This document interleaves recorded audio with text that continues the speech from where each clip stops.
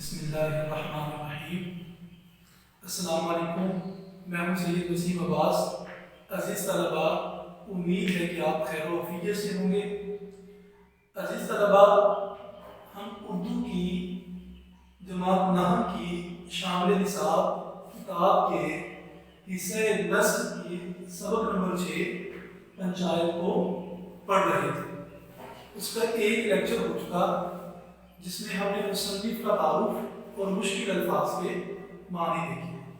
آج دوسرے لیکچر کے اندر ہم مقاصد تدریس پڑھیں گے اور ساتھ سبق کا خلاصہ اور اس کے پیراگراف کی تشریح کو دیکھیں گے۔ عزیز طلباء، یہ سب امتحان کے حوالے سے اہمیت رکھتا ہے، خلاصے کے حوالے سے بھی اور پیراگراف کی تشریح کے حوالے سے۔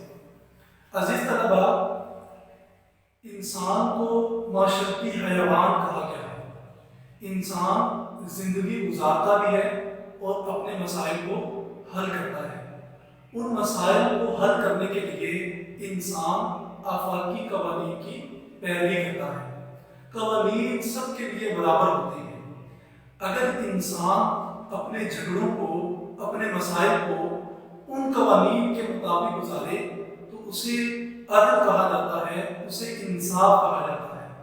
اور اگر انسان اپنے مسائل کو، اپنے جھگڑوں کو ان قوانین سے ہٹ کر گزارے تو اسے ظلم کہا گیا ہے، اسے زیادتی کہا گیا ہے۔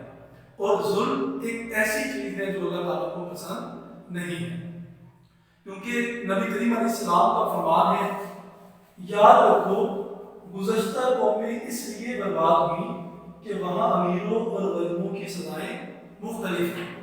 عزیز طلباء، جب امیر کو سزا کچھ اور دی جائے اور غریب کو سزا کچھ اور دی جائے تو وہ قوم کبھی بھی ثبات اختیار نہیں کر سکتی، وہ قومیں باقی نہیں رہتی، ان میں زوال آتا ہے اور وہ تباہ ہو جاتی ہیں۔ اور اس کی نشاندہی حضرت علی مرتضیٰ کے قول میں بڑی بہترین کی گئی ہے، اور آپ کے یہ الفاظ سنہری حروفوں سے لکھے جانے کے قابل ہیں۔ آپ نے فرمایا، حکومت کفر کے ساتھ چل سکتی ہے، ظلم کے ساتھ نہیں چل سکتی۔ عزیز طلباء، جس دور حکومت کے اندر ظلم و زیادتی کی جائے وہ حکومت اور وہ ریاست کبھی بھی قائم نہیں رہتی۔ اگر آپ دنیا کا مشاہدہ کریں تو آپ کو معلوم ہوگا، جب جنگ عظیم دوم ہوئی تو کوئی شخص برطانوی وزیر اعظم کے پاس آیا اور آ کر کہنے لگا کہ ہماری لندن کی ریاست پر کسی نے قبضہ کر لیا ہے، جاپان حکومت اسے اپنے محاصرے میں لے رہی ہے۔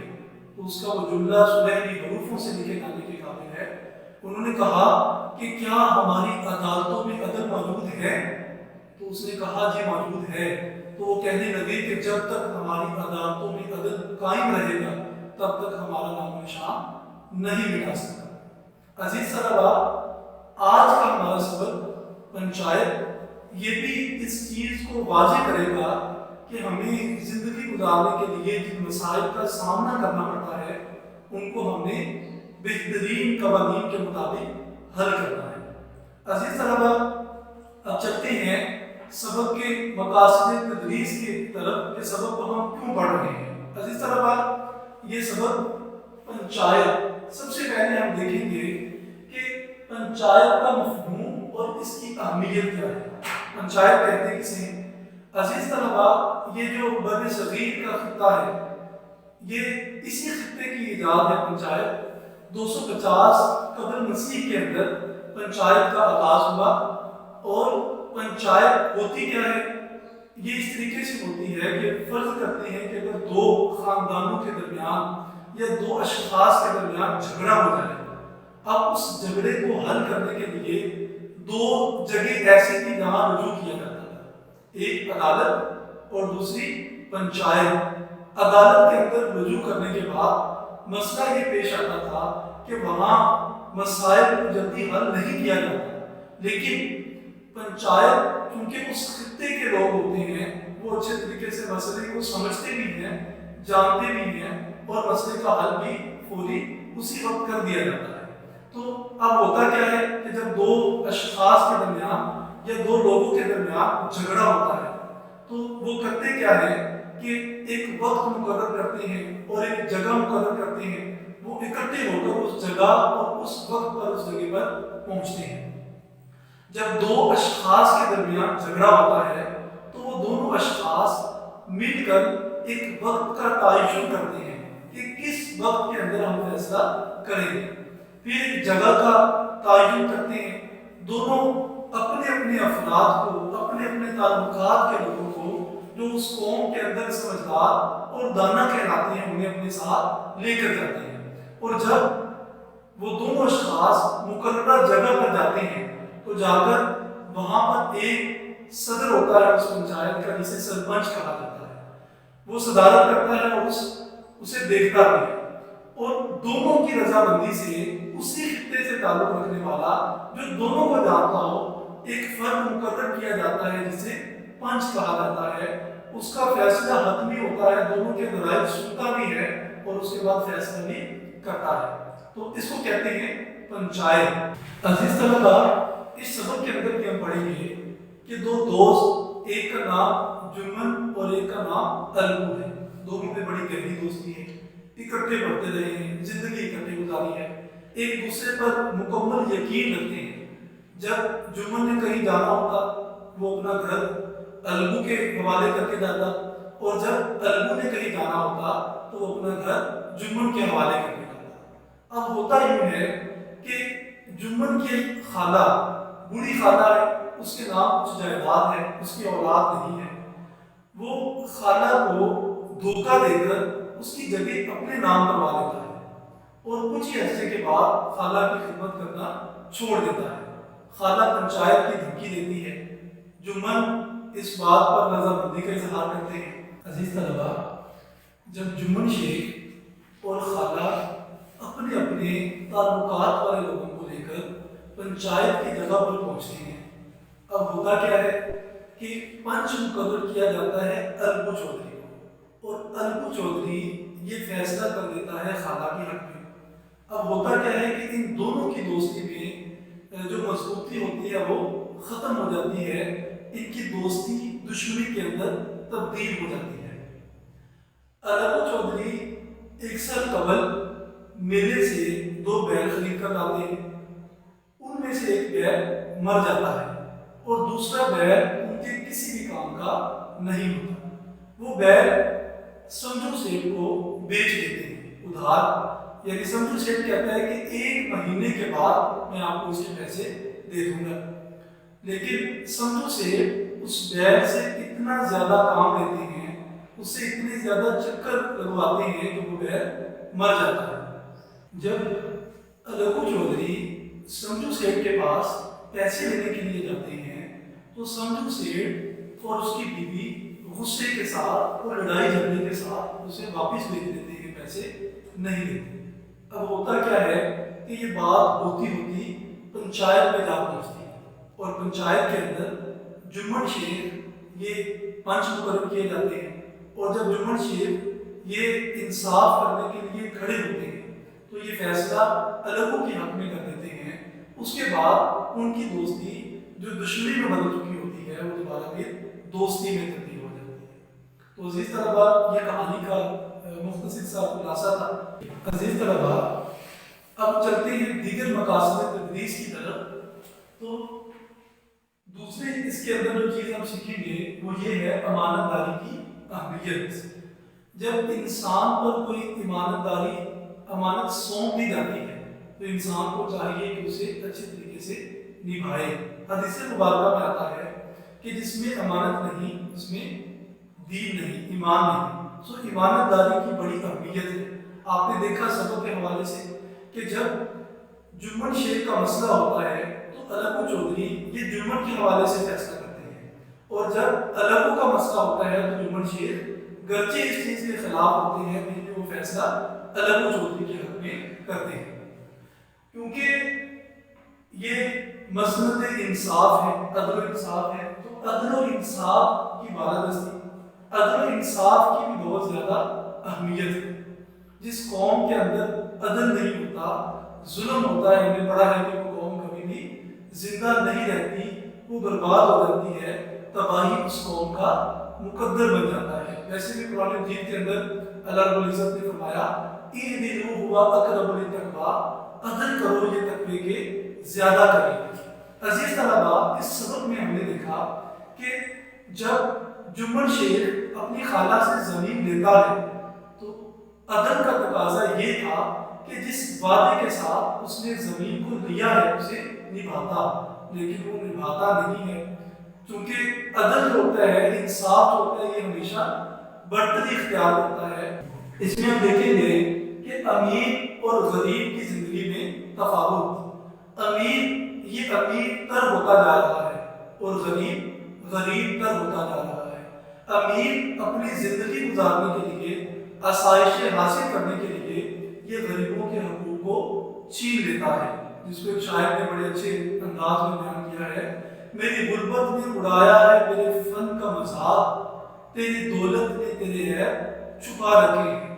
عزیز طلباء، ہمارے معاشرے کے اندر ایک امیر جیسی سہولتوں کے ساتھ زندگی بسر کرتا ہے، ویسی زندگی غریب کو میسر نہیں آتی۔ اس کو شاعر نے یوں کہا ہے کہ غریب شہر ترستا ہے ایک نوالے کو، امیر شہر کے کتے بھی راج کرتے ہیں۔ عزیز طلباء، خالہ سے جب زمین چھین جاتی ہے تو اس کے پاس سوائے پنچایت کے اور کوئی حل موجود نہیں ہوتا۔ عزیز طلباء، پنچایت یہ افسانہ نگاری ہے۔ افسانہ کسے کہتے ہیں؟ افسانہ ایسی مختصر تحریر کو کہتے ہیں جس کو ایک ہی نشست کے اندر مکمل کیا جا سکے۔ ایک اس کی تعریف یوں بھی کی گئی ہے کہ افسانہ ایسی تحریر کو کہتے ہیں جس میں کسی ایک سبب کو، ایک اخلاقی سبب کو مد نظر رکھتے ہوئے ایک کہانی تخلیق کی ہے۔ بڑھتے ہیں اسباب کے پیراگراف کی تشریح کی طرف اور خلاصے کی طرف۔ تو عزیز طلباء، یہ صفحات کی ترتیب سے صفحہ نمبر 1، صفحہ نمبر 2 اور صفحہ نمبر 3 ترتیب کے ساتھ اہم نکات کو لکھ دیا گیا ہے۔ آپ انہی کو اکٹھا کریں گے تو آپ کا خلاصہ بن جائے گا، اور انہی کی وضاحت کریں گے تو آپ کے پیراگراف کی تشریح بن جائے گی۔ تو عزیز طلباء، چلتے ہیں سبق کی طرف۔ جمن اور الگو چودھری کا یارانہ۔ جمن شیخ اور الگو چودھری یہ بچپن کے دوست ہیں۔ ان کا رہن سہن اور ان کی کھیتی باڑی سب کچھ اکٹھا تھا۔ جمن جب بھی کہیں جاتا تو اپنے گھر کو الگو کے حوالے کر کے جاتا، اور الگو میں کہیں جانا ہوتا تو اپنے گھر کو جمن کے حوالے کر کے جاتا۔ دوستی کا آغاز، ان کی دوستی کا آغاز تب ہوا کہ جب جمن شیخ کے والد شیخ جمعراتی اس کے پاس یہ دونوں پڑھتے تھے، تو تب ان کی دوستی کا آغاز ہوتا ہے۔ جمن پر بے دلیل کوڑوں کا استعمال۔ جو شیخ جمعراتی ہیں وہ دعا کے مقابلے میں، فیض کے مقابلے میں تازیانوں پر، کوڑوں پر زیادہ یقین رکھتے ہیں۔ وہ ان پر سختی کرتے ہیں، انہیں ڈانٹتے ہیں، اور جمن پر بلا وجہ یا بہت زیادہ کوڑوں کا استعمال کرتے ہیں۔ استاد کی دعاؤں کا اثر، ان کا بھی خیال یہی ہوتا ہے کہ جو کچھ بھی ہوتا ہے یہ استاد کی دعاؤں سے ہوتا ہے۔ عزیز طلباء، ہمارے معاشرے کے اندر استاد کی ڈانٹ کو ایک منفی رنگ دیا جاتا ہے، حالانکہ استاد کی اگر ڈانٹ دیکھی جائے تو اس میں بھی شفقت ہوتی ہے۔ ایک واقعہ ذہن میں آگے آپ کی گزار کر دینا چاہتا ہوں۔ اشفاق احمد اشفاق، ان کا شمار دانا لوگوں کے اندر ہوتا ہے۔ یہ کسی جگہ پر پڑھاتے تھے، اور جس بچے کو پڑھاتے تھے اس کے والدین یہ تاکید کیا کرتے تھے کہ بچے پر سختی نہیں کرنی، اسے کچھ کہنا نہیں، لیکن بچہ بڑا شرارتی تھا، پڑھنے کا نام نہیں لیتا تھا۔ ایک دن اس کی والدہ کہنے لگی کہ آپ تھوڑی سی محنت کریں، کوشش کریں کہ بچہ پڑھنے لگے۔ والدہ کسی کام سے باہر جاتی ہے، اور اشفاق احمد اشفاق صاحب اس بچے کو ڈانٹتے بھی ہیں اور مارتے بھی ہیں۔ والدہ کے آنے سے پہلے بچہ سبق یاد کر لیتا ہے اور اپنی شرارتیں چھوڑ دیتا ہے۔ جب والدہ آتی ہیں اور آ کر کہتی ہیں اشفاق صاحب کو کہ میں نے کہا تھا نا کہ انہیں مارنے کی ضرورت نہیں ہے، دیکھا اس نے خود ہی سبق یاد کر لیا اور خود ہی اس نے شرارتوں کو چھوڑ بھی دیا ہے۔ تو عزیز طلباء، استاد کی ڈانٹ اور سختی کے اندر بھی محبت ہوتی ہے۔ عزیز طلباء، سبز باغ دکھا کر خالہ سے جگہ کی وصولی۔ جمن شیخ کی ایک خالہ ہے، اس کے نام کچھ زمین ہے، اس کی اولاد نہیں ہے، اور جمن شیخ نے اپنی خالہ کو اپنے پاس رکھا ہے، اور اس نے اپنی خالہ کو سبز باغ دکھائے، یعنی دھوکہ دیا، کہنے لگے کہ خالہ جان تمہاری خدمت میں ہی کروں گا، اور تمہارے رہن سہن اور کھانے کا بندوبست بھی میں ہی کروں گا، تمہاری اولاد تو ہے نہیں، تو کیوں نہ یہ زمین آپ زندگی کے اندر میرے نام لگا دیں۔ خالہ جان ان کے دھوکے میں آتی ہے اور اپنی ساری زمین جمن کے حوالے کر دیتی ہے۔ جیسے ہی زمین جمن کے نام ہو جاتی ہے تو جمن کا لہجہ، اس کا طور طریقہ بالکل تبدیل ہو جاتا ہے۔ اس کی بیوی فہمین روٹیوں کے مقابلے میں سالن کی مقدار کم کر دیتی ہے۔ جب خالہ جان تنگ آ جاتی ہیں تو وہ شکایت لے کر جمن کے پاس جاتی ہیں۔ کیا کہتی ہیں؟ کہتی ہیں کہ بیٹا خالہ کا نباہ نہ ہونا، کہتی ہیں کہ بیٹا میرا تمہارے ساتھ نباہ نہیں ہو سکتا، تو مجھے الگ سے پیسے دے دیا کرو، میں اپنا الگ سے پکا لیا کروں گی، میں اپنا رہن سہن کا انتظام، کھانے پینے کا انتظام الگ سے کر لیا کروں گی۔ جمن کی بے اتنائی بے رخی، جمن کا کیونکہ لہجہ تبدیل ہو چکا ہے، وہ بڑی سختی کے ساتھ بولتا ہے کہ مجھے کیا پتا تھا کہ تم خواجہ خضر کی حیات لے کے آئے۔ خواجہ خضر لمبی زندگی کے حوالے سے تلمیح ہے، جب پیراگراف کے طور پر آئے تو آپ نے اس تلمیح کی وضاحت بھی کرنی ہے۔ خواجہ حضرت خضر علیہ السلام جن کے بارے میں کہا جاتا ہے کہ ان کو قیامت تک کی زندگی دے دی گئی ہے، وہ قیامت تک زندہ رہے گے، تو وہ کہتے ہیں کہ مجھے کیا پتا تھا کہ تم خواجہ خضر کی حیات لے کے آئی ہو، لمبی زندگی لے کے آئی ہو، تو خالہ جان اپنی موت کی بات نہیں سن سکتی تھی۔ یہاں تک پہلا صفحہ تھا۔ دوسرے صفحے پر پنچایت کی دھمکی دیتی ہے اور جمن بھی اس پر رضامندی کا اظہار کرتی ہے، کیونکہ قرب و جوار کا ہر شخص جمن کا شرمندہ منت ہے۔ عزیز طلباء، قرب و جوار اس خطے کے ارد گرد کے لوگ رہنے والے، شرمندہ منت احسان، یعنی اس خطے کا کوئی ایک بھی شخص ایسا نہیں تھا کہ جو جمن کا احسان مند نہ ہو۔ جمن کو بڑا یقین تھا کہ میرا جو فیصلہ ہوگا کہ پنچایت میں آ کر میرے خلاف کوئی گواہی نہیں دے گا۔ خالہ کی کمر جھک کر کمان، جمن کا منطق پر اعتماد۔ خالہ کی کمر جھک کر کمان ہو جاتی ہے کیونکہ وہ بوڑھی ہے، چل نہیں سکتی، جا نہیں سکتی کہیں پہ، وہ جاتی ہے لوگوں کے گھروں کے چکر لگاتی ہے، اس کی کمر جھک کر کمان ہو گئی۔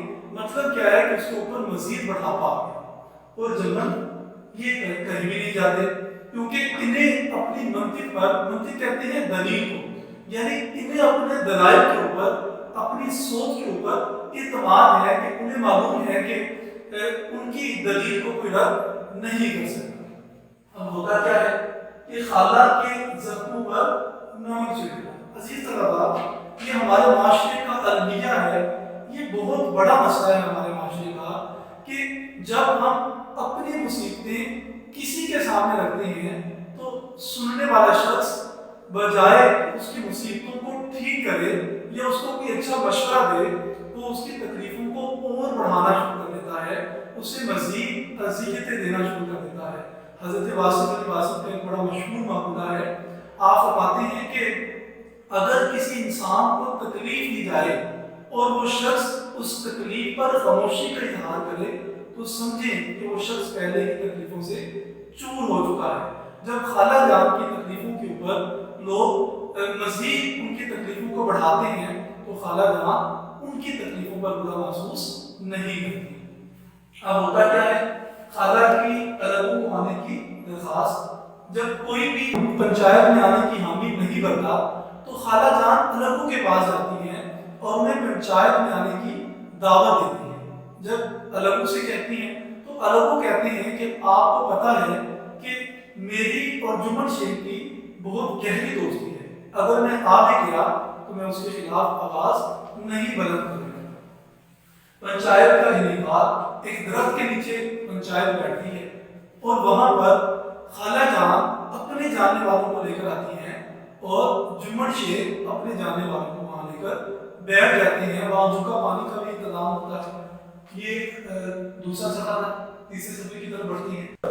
پنچایت میں خالہ کی وضاحت. جب خالہ جان پنچایت میں جاتی ہیں تو وہ کھڑے ہو کر سارا واقعہ سناتی ہیں کہ میری زمین اس طور پر جمعہ نے اپنے نام کروائی کہ وہ میری بقیہ زندگی میں میرے کھانے پینے کا اور رہن سہن کا بندوبست کرے گی. اب حالات اس طرح کے آ چکے ہیں کہ اب روٹیوں کے مقابلے میں سالن کی مقدار کم کر دی گئی ہے. آپ اس کی بھی باتیں سنیں. اگر جمن کی غلطی دیکھیں تو اسے سمجھائیں اور اگر میری غلطی دیکھیں تو مجھے سزا دیں. پنچ مقرر کرنے پر بحث. اس پنچایت کے جو سرپنچ ہیں رام دھن مصر وہ کہتے ہیں کہ پنچ مقرر کیا جائے. جب پنچ کی بات آتی ہے تو اس پر بحث سے جاتی ہے. خالہ کہتی ہے کہ جمن شیخ وہ پنچ مقرر کرے اور جمن کہتی ہے کہ خالہ پنچ مقرر کرے. آخرکار خالہ کھڑی ہوتی ہیں اور الگو کا نام بتاتی ہیں پنچ کے لیے. اور جب الگو کا نام دیا جاتا ہے, الگو کا انتخاب کیا جاتا ہے, الگو عذر پیش کرتا ہے کہ کہتے ہیں کہ میری اس کے ساتھ دوستی ہے تو لہٰذا میں اپنی دوستی کو نبھانا چاہتا ہوں, بگاڑ پیدا نہیں کرنا چاہتا. اب ہوتا کیا ہے کہ جمن کی وضاحت ہوتی ہے. جمن کھڑے ہوتے ہیں اور کہتے ہیں عورتوں میں ذرا لڑائی جھگڑا رہتا ہے اور مجھے بھی کھیتوں سے معقول نفع نہیں ہو رہا, لہٰذا میں خالہ جان کے کھانے پینے کا اچھے طریقے سے انتظام نہیں کر سکتا. جب یہ وضاحت کرتے ہیں تو خالہ جان الگو چودھری کو کہتی ہیں, جب وہ عذر پیش کرتی ہیں کہ بیٹا پنچ کا حکم خدا کا حکم ہوتا ہے. تو پنچ جو ہوتا ہے دراصل یہ ہوتا کیا ہے؟ دیکھیں کچھ بھی اصول و ضوابط جو اللہ تعالیٰ کے طے کرتا ہے یا آفاقی ہوتے ہیں, جب ان اصولوں کے مطابق فیصلہ کیا جاتا ہے تو اس کا مطلب یہ ہوتا ہے کہ فیصلہ کرنے والی ذات تو اللہ تعالیٰ کی ہوتی ہے, لیکن وہ اختیارات تھوڑی دیر کے لیے اس شخص کو ودیت کر دیے جاتے ہیں, اسے دے دیے جاتے ہیں تو شخص فیصلہ کرنے کے لیے کھڑا ہوتا ہے. تو وہ کہتی ہے کہ پنچ کا حکم خدا کا حکم ہوتا ہے. الگو کھڑے ہو جاتے ہیں. الگو کی فیصلے میں انصاف کی پیروی. جب وہ کھڑے ہوتے ہیں تو کھڑے ہو کر کہتے ہیں کہ جمن صاحب گرچہ آپ کو منافع ہوتا ہے یا نہیں ہوتا یا لڑائی جھگڑا رہتا ہے, جو تم نے وعدہ کیا ہے تاہین حیات پوری زندگی روٹی دینے کا وعدہ کیا ہے, وہ وعدہ تمہیں نبھانا ہوگا ورنہ تمہارا یہ ہبہ نامہ منسوخ کر دیا جائے گا. جمن کا کھیتوں سے منافع نہ ملنے کا عذر, الگو کا خالہ کے حق میں فیصلہ. سو الگو چودھری یہ خالہ کے حق میں فیصلہ کر دیتے ہیں.